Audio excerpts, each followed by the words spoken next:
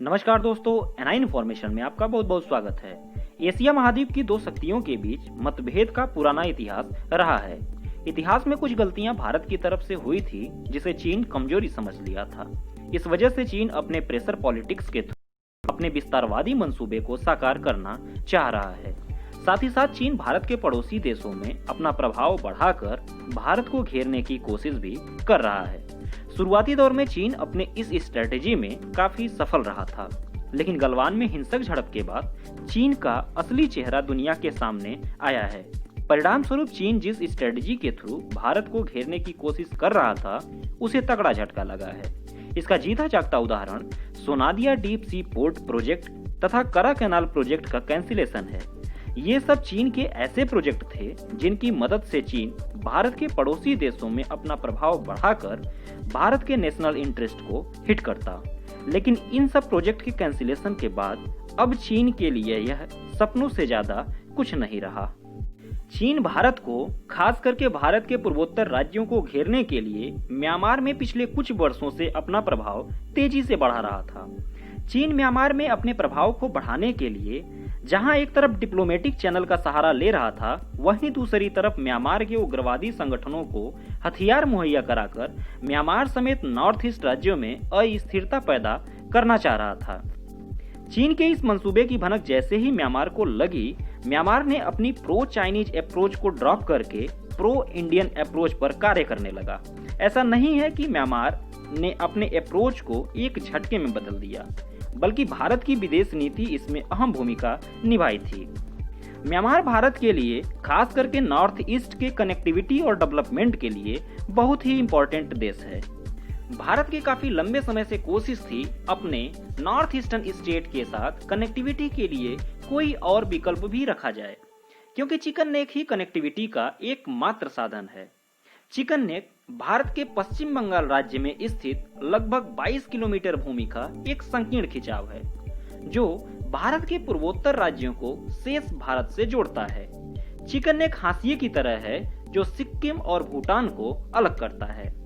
भारत के लिए यह भूभाग भू सामरिक दृष्टि से काफी महत्वपूर्ण है। मैप में आप इसे स्पष्ट रूप से देख सकते हैं। अभी इस क्षेत्र में भू सामरिक लिहाज से भारत बेहतर स्थिति में है, लेकिन डोंगलांग से डोकलाम तक सड़क निर्माण कर चीन इन देशों के मिलन बिंदु स्थल तक पहुंचकर भारत को घेरना चाहता है। लिहाजा भारत अपने पड़ोसी देशों के साथ संबंधों को बेहतर बनाने के लिए तथा चीन के प्रभाव को रोकने के लिए लगातार बड़े पैमाने पर पड़ोसी देशों में पूंजी निवेश कर रहा है। इसी कड़ी में म्यांमार में चीन के बढ़ते प्रभाव को कम करने और पूर्वोत्तर के राज्यों में संपर्क को और मजबूत करने के लिए भारत चाबहार की तर्ज पर म्यांमार के सितवे पोर्ट को विकसित कर रहा है। ईरान में चाबहार पोर्ट के बाद भारत म्यांमार के सितवे पोर्ट के संचालन के लिए पूरी तरह तैयार है, जो इंडो पैसिफिक रीजन में चीन के BRI यानी बेल्ट एंड रोड इनिशिएटिव का मुकाबला करने में सक्षम होगा। इस पोर्ट की मदद से मिजोरम और मणिपुर समेत पूर्वोत्तर के अधिकतर राज्यों में आर्थिक गतिविधियों को बढ़ावा मिलेगा। ये पोर्ट म्यांमार के रखाइन राज्य में स्थित है। माना जा रहा है कि यह पोर्ट साल 2021 के पहली तिमाही में चालू हो जाएगा। इस पोर्ट से आगे स्थित प्लेतवा से लेकर भारतीय बॉर्डर तक एक हाईवे का निर्माण भी किया जा रहा है। ये परियोजना कोलकाता से मिजोरम की दूरी लगभग 1000 किलोमीटर तथा आइजोल की दूरी लगभग 1328 किलोमीटर कम कर देगी। ये प्रोजेक्ट पूर्वोत्तर राज्यों से कोलकाता बंदरगाह तक चिकन नेक के माध्यम से यानी वर्तमान मार्ग के लिए विकल्प प्रदान करेगा। म्यांमार में भारत सितवे पोर्ट के अलावा सितवे और पलेतवा में अंतर्देशीय जलमार्ग परिवहन टर्मिनल का भी निर्माण कर रहा है। इस परियोजना को मई 2017 में मंजूरी दी गई थी, जिसकी लागत लगभग $78 मिलियन आंकी गई थी।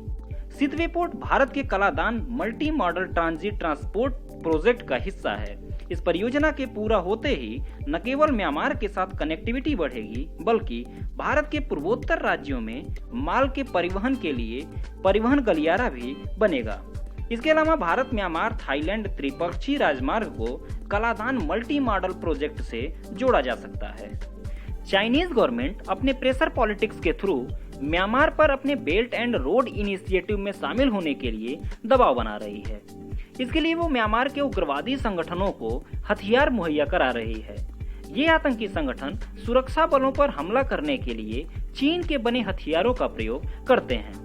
ऐसा माना जाता है चीन म्यांमार में अपना प्रभाव बढ़ाने के लिए आतंकी संगठनों को हथियार सप्लाई करता है। इतना ही नहीं, चीन इन आतंकी संगठनों का इस्तेमाल नॉर्थ ईस्ट के बॉर्डर रीजन में अस्थिरता पैदा करने के लिए भी करता है। लेकिन जिस तरह से म्यांमार और भारत मिलिट्री तथा स्ट्रेटेजिक कोऑपरेशन के साथ लड़ रहे हैं, इससे चीन के नापाक मंसूबे कभी साकार नहीं होने वाले हैं।